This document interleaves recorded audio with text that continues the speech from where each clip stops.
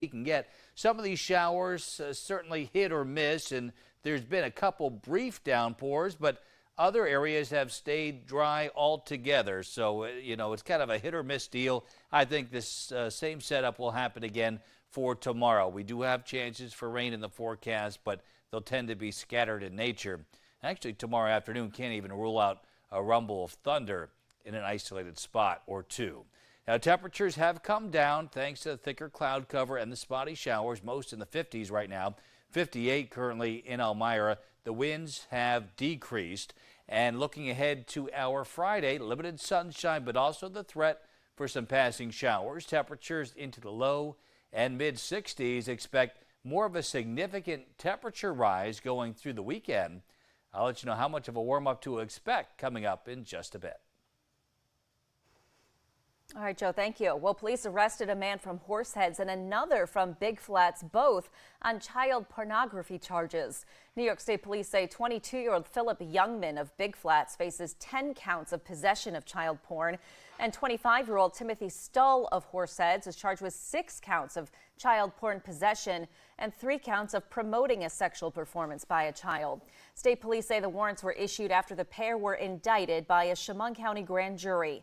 The investigation was initiated by the Corning office of the FBI. Both Stull and Youngman are at the Chemung County Jail pending arraignment. Well, Guthrie Clinic announcing today it will acquire Our Lady of Lourdes Memorial Hospital in Binghamton. Along with the hospital, Guthrie is also getting locations and related physician practices from Lourdes' previous parent company, Ascension. Guthrie officials say the transaction is expected to close by early 2024 and is subject to regulatory approvals. Lourdes operates 24/7 emergency and acute care, specialty care, ambulatory surgery, a cancer center, health and wellness center, and a network of primary care providers. We have an update on a fire from the Bath area we first told you about yesterday. Authorities say no people or animals were hurt after the second alarm fire. The Bath Fire Department says the fire had spread to a second structure on the property. The East Bend County Fire Investigation Team was also called to help determine a cause. According to a statement from the owners of the property released by the fire department, the cause is believed to be a raccoon or rodents that had chewed on wiring. Well, today is the last day of the legislative session in Albany. The Clean Slate Act, a bill allowing the automatic sealing of some criminal conviction, is a focus for lawmakers. Today, WENY's New York Capitol correspondent Elise Klein breaks down the issue and has an update on the bill's progress. She joins us live tonight from Albany. Elise.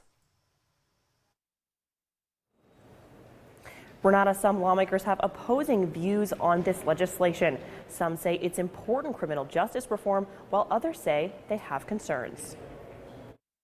Some advocates and lawmakers have been pushing for the Clean Slate Act for several years. As session comes to a close, they could see this bill finally pass. It gives people the opportunity to get back into the workforce, access the economic mobility, to have access to things like housing and other social services that typically employers and providers will deny if they see a misdemeanor arrest or a felony conviction. For some advocates, this bill is personal. My records will be sealed immediately because I have had these charges so many years ago. It will be such a weight lifted off of my chest. The bill would provide for the automatic sealing of certain convictions after a certain passage of time. The bill excludes people with most Class A felonies. The governor says she would like to see this legislation passed before the end of session. I do want to get a version of Clean Slate that actually deals with the efforts to make sure that people have a second chance. I think that's going to help with recidivism. I think it's important for employers who are experiencing severe shortage of workers. Lawmakers have opposing views on a Clean Slate. Some Republican lawmakers feel this legislation is irresponsible and dangerous. When are we finally going to hold criminals accountable for their actions? Some Democratic lawmakers feel this legislation is important criminal justice reform. If you paid your debt to society and you have proven that you are, doing fine. You should not have something hanging over you for a lifetime. It's possible this bill could pass tonight in the final hours of session. Some lawmakers tell me today they think they're going to vote on this tonight, but we'll have to see how the rest of the evening unfolds. Reporting live from Albany, I'm Elise Klein for WENY News. Renata, back to you. Thank you, Elise. Well, the Montour Falls Fire Department annual festival and parade starts tonight. Rides and vendors opening at 6 p.m. this evening on Colley Boulevard. The festival also opens back up 6 o'clock tomorrow and noon on Saturday. Saturday also features a parade, which is at 5 o'clock sharp. The festival features live musical acts each night, along with a bunch of special events. The fire department is also holding a chicken barbecue on Friday and Saturday. Proceeds from the event benefit the Montour Falls Fire Department Equipment Fund, and we'll take you live to the festivities coming up on WENY News at 6. Well, we are continuing to track the smoke that's poured into the United States from wildfires in Canada. We'll take you to Washington, D.C., where the nation's capital is the latest city facing a thick blanket of smoky haze. And longtime conservative Christian mainstay Pat Robertson has died. We'll look at his life and career. And tracking a few showers across the Twin Tiers this evening. I'll let you know how long they'll stick around and how much rain we could be looking at coming up right after the break. But first, a live look at our Mansfield Skycam. You're watching WENY News at 5:30.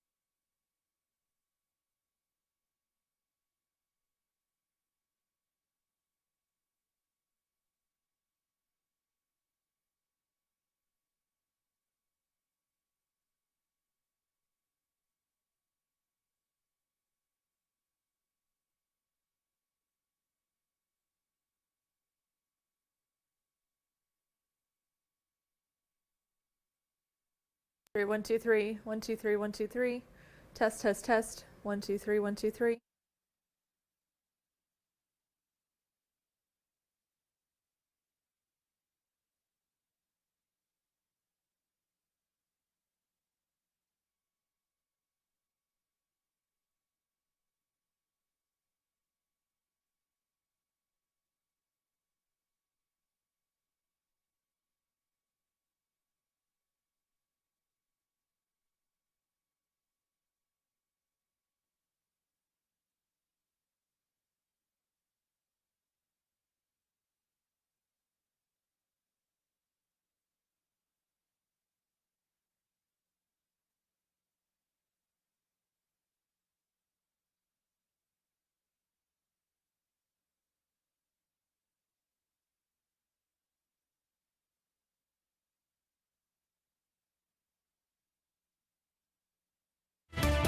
From WENY News, this is First Warning Weather. Well, welcome back. We're looking at relatively cool temperatures across the Twin Tiers early this evening. We did manage to top out in the lower 60s in many areas earlier in the day, but once the spotty showers arrived, temperatures came down a bit. And unlike yesterday when we had that thick, smoky haze overhead, this is actually cloud cover that's moving in, associated with the storm system just off the Maine coast, and some spotty showers as well. Still a little bit of a smoky haze mixed in with that cloud cover. But again, at least we are tracking some showers for once. We haven't seen much over the last several weeks, so we'll take what we can get. Still under an air quality alert area-wide through midnight tonight, so keep that in mind, but levels have gone down considerably from where we were at this time yesterday. And moving forward, here's a look at our smoke forecast near the ground level. And as we go into our Friday, you can see the worst of it indicated by the oranges and the reds will generally be to the south and west of Elmira, down through southwestern areas of Pennsylvania. We're seeing more of the blue shaded coloring locally here into tomorrow evening, so that's much lower on the legend scale here. And then as we go into Saturday, a little bit more of this smoky haze may start to push back in from the west, but ultimately by Sunday, that southerly wind flow will drive this back up into Canada. So bottom line here is still a little bit of a smoky issue in the coming days, but not nearly as intense as what we had yesterday. Other issue is our ongoing drought conditions, and this was updated just earlier today. And we've been upgraded to a moderate drought in the brown shaded portions of our viewing area. Still very abnormally dry here across the rest of the region. Again, we're looking at a 3-inch rainfall deficit since the 1st of May. Had a couple showers pass through earlier today and still a couple spotty showers out there. Some have remained completely dry, while other spots got up to about 1/10 of an inch of rain. And we are expecting a similar scenario for tomorrow. At 7 o'clock tomorrow morning, we're looking at limited sunshine, but then the clouds will tend to build a little bit more by late morning, and going into the afternoon, some spotty showers will pass through and perhaps even a rumble of thunder in a few areas. The increased cloud cover and spotty showers will once again tend to hold temperatures down into the low and mid 60s for highs. Moving forward in terms of rainfall amounts, well, there could be another 1/10 of an inch, perhaps a localized 1/4 of an inch during the day tomorrow. And then our weekend forecast still showing a couple spot showers on Saturday, but a nice bump in our temperature up to 78, 83, our forecast high on Sunday under a mixture of sun and clouds. We forecast 63 today, 61 was the best we could do. Tonight, down to 43 degrees, still a few showers around, especially early tonight. Tomorrow, limited sunshine, still a few showers around, again up to around 1/10 of an inch of rain possible. 64-hour 5-degree guarantee, but much warmer going through the weekend. Monday and Tuesday of next week, temperatures right around 80 degrees. So again, we do have the opportunity for some more rain. I mentioned that 3-inch rainfall deficit. Well, 1/10 of an inch for some today, maybe another 1/10 of an inch tomorrow. Could certainly use a lot more, but you know, at least it's better than nothing. Yeah, unfortunately, we are seeing a significant amount of relief from that smoke today, but it is still in the air. Still need to be a little bit concerned. Right. It looks like it could linger into the start of the upcoming weekend, but like you mentioned, not nearly as bad. All right, Joe. Thank you so much. Well, while things have been improving here, the air quality in D.C. has become worse since yesterday. Health officials in our nation's capital say conditions are moving from very unhealthy to hazardous. WENY Washington correspondent Rachel Knapp joins us live from the U.S. Capitol with more on this tonight. Good evening, Rachel. Good evening, Renata. So the air is just a lot worse than it was yesterday. Even walking up to the Capitol this morning, my lungs felt like it was a little bit tougher to breathe today. And so that's why I'm reporting from inside the Capitol building, because local health officials are encouraging people to stay indoors as much as possible. Now check out some of these videos. This is how much smoke is in the area, impacting visibility to things that normally stick out, like the Washington Monument. Local officials say D.C. is now code purple, which is far worse from yesterday's code red. Code purple means the air quality is very unhealthy conditions for the entire public, not just those with respiratory illnesses. The EPA sent us an email today saying they estimate more than 100 million people in the Northeast are affected by air quality alerts today. Senate Majority Leader Chuck Schumer took to the Senate floor this morning, saying the best way to ensure that upstate New York does not suffer another wave of wildfire air pollution from the Canadian wildfires is to contain them as soon as possible. So he's calling on the feds to double Forest Service officers to be deployed to Canada. From Bayside to Brooklyn, from Buffalo to Binghamton, my home state looked like the scene of a scary movie. Across the Northeast, schools canceled outdoor activities and after-school programs. The Yankees, the Phillies, the New York Liberty all postponed their games.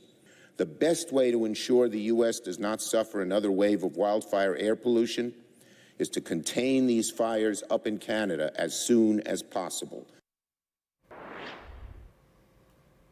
The White House released a statement saying that the president has been in communication with Canada's Prime Minister Justin Trudeau about these wildfires, and the president has said that he has already deployed about 600 firefighters and other personnel to Canada since May when those fires first started happening. Renata, back to you.